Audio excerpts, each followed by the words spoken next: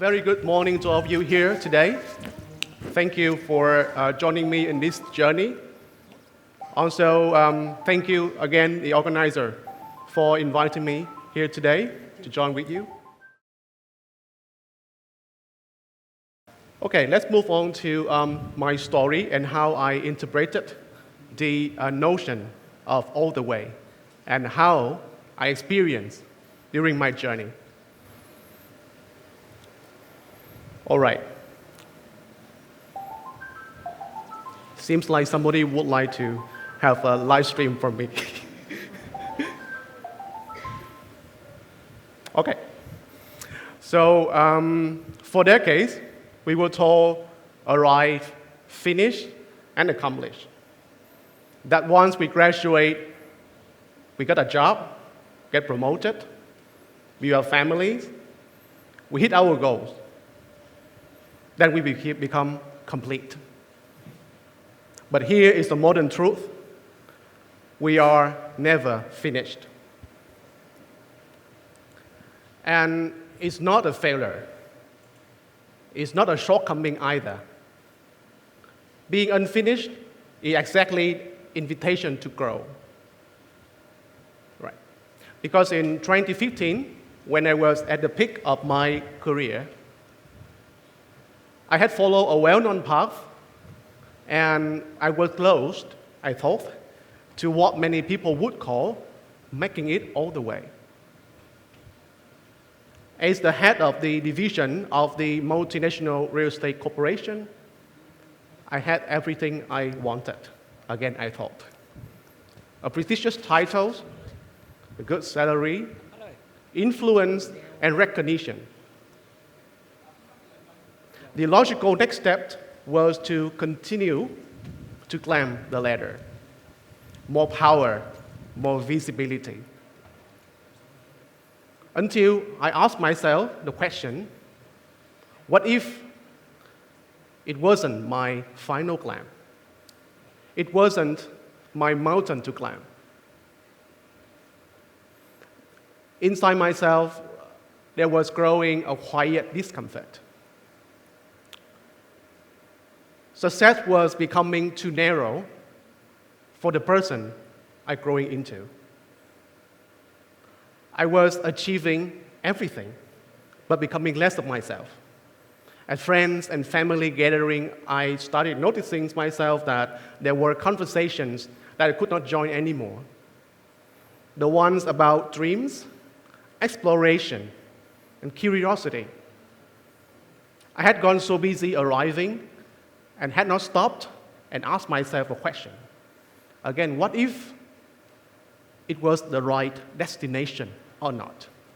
Now, the world outside at that time looked at me and said, well done, but inside myself there was a voice asking, is this really it? So, despite all of the achievements, I quit, and I left that well-decorated office and came back being a student.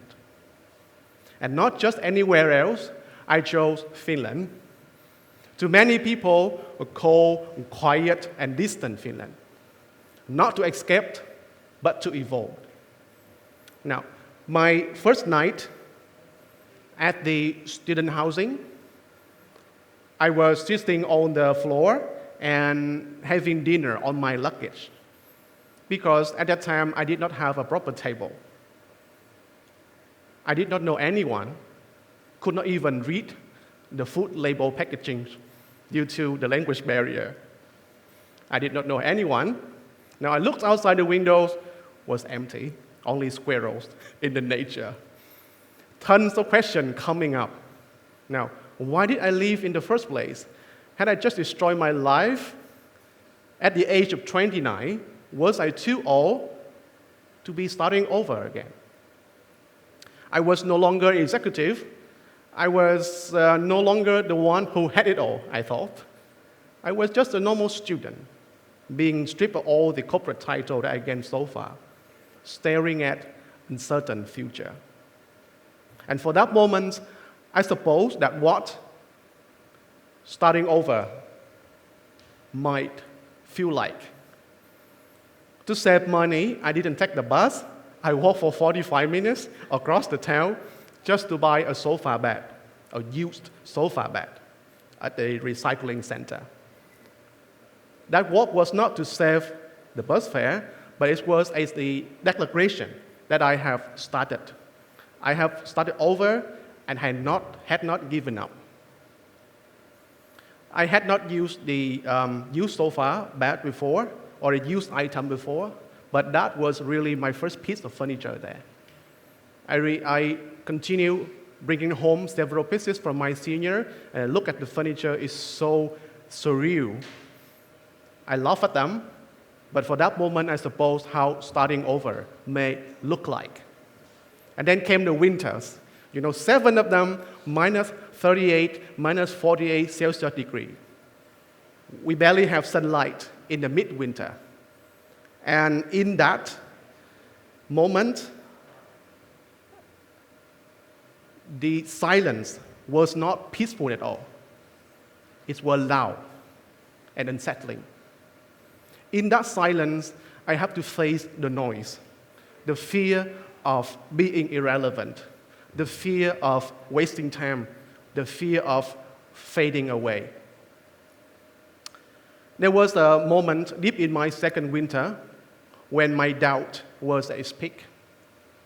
I had no long-term job security, no longer high social standing, I thought, and uncertain future.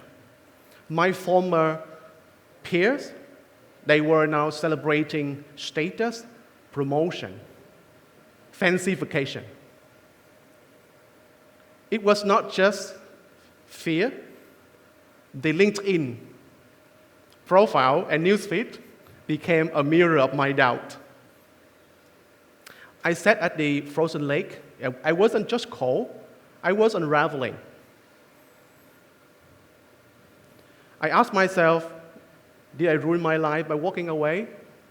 It was not just fear, it was grief for the identity that I tried so far to build, the identity.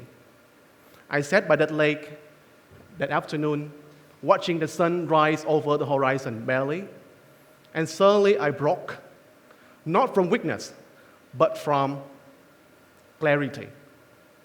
I was no longer chasing a version of me that had expired. It was a real path. It was not a detour. And going all the way, as I were learning, sometimes means stepping off the map. I was not falling behind, I was shedding skin. I was becoming. And that moment, the rawest, the lowest, the quietest, was also the most powerful one. Now, rationally, I came to realize that what I had been experiencing was not simply individual resilience. It was something deeper, embedded in the Finnish culture. The word is Sisu. More than just perseverance, Sisu means facing adversity with quiet courage, with dignity, without show. It is a decision to keep moving forward long after motivation fades. I did not fully understand the notion of Sisu in the first few years, but I lived it. Each walk through the snow in the morning to the university at 7 a.m. Each silent dinner I had. Each research paper I submitted despite my doubt. Each attempt connecting across culture and language. And these were acts of Sisu. And gradually, I found Sisu not just surrounding me in my Finnish friends, but also within myself. And that shift changed everything. I stopped measuring my life in milestones. I started valuing moments. Now, in autumn, the trees all turned ruskea, the Finnish word for brown color, but actually it was a palette of golden brown, golden colors, deep red, amber, fiery orange. It was like walking through a quiet and beautiful painting. And then came summer. Green, evergreen, short, intense summer. I remember wander across vast forests, wandering for hours beneath the tall pines, inhaling fresh air. I came to learn about the concept of metsäkylpy, forest bathing in Finnish. It was a ritual of restoration, of grounding myself in something bigger, quieter, yet more alive. The forest did not just heal me, they reminded me that, like trees, we are all still becoming. When the season changed, I found more to love. There's a strange beauty in Finnish winter. The whole world slows down and you can hear yourself think. I then realized there's so many things I had forgotten. The crackling of the fireplace, the silence of the snowfall, the moonlight reflected on the snow on the ground, or just simply the joy of making slow coffee in the morning. And then the aurora, the northern light, dancing on the sky, which were perfect for a Christmas miracle. Gradually, I found peace in dark, snowy night. I found joy, slow road trip to the north. I found purpose in solitude. I redefined learning as curiosity, not by credential anymore. Of course, I earned a master's degree, a doctorate, and became a Nordic citizen. But they were not the prize. They were milestones, not destination. I have started again and again, and perhaps that's going on the way, might refer to. The real prize were to learning to love the process of becoming. Pursuing a doctorate was not about producing knowledge. It was learning how to ask better questions, learning to know where and how to find the answers. And above all, it taught us intellectual humility, that the journey was not to master everything, but to keep seeking, and to do that with honesty and curiosity, because each version of us has something to teach the next. That realization wasn't the end. Just when I thought that the journey had matured into stability, I found myself here, back in Vietnam. Not to return to who I was, but to become someone new again. And this time, I brought with me more than one identity: a professional, an academic, and a global citizen. I was no longer building from scratch. I was integrating all the identities and everything I had become. And yet, I still face new discomfort. Reintegration, reverse culture shock, and the occasional question, why did you come back? Now, the journey was not about finishing something. It was about continuing. It was about learning to carry contradictions. Global, local. Teacher, learner. Grounded, still exploring.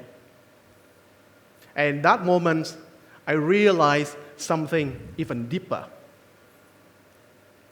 That the bravest thing you can do sometimes is to begin again. And that's maybe, just maybe, that going all the way, it really is. Going all the way doesn't mean one straight line toward mastery. It means embracing multiple cycles of renewals. It means daring to start again, even when you have already arrived. Now, the old truth said, go far, stop, settle down, arrive. But now I know to go all the way is not to reach the final chapter. It is to continue rewriting the story. So even you feel unfinished, lost, undone, unsure, you are not alone. You are just in between versions of yourself. Because every time you do, you are not going backwards. You're going all the way forward into the next version of you. And to truly go all the way is to be willing to start over again. Even no one expects you to do. Thank you so much for joining me today.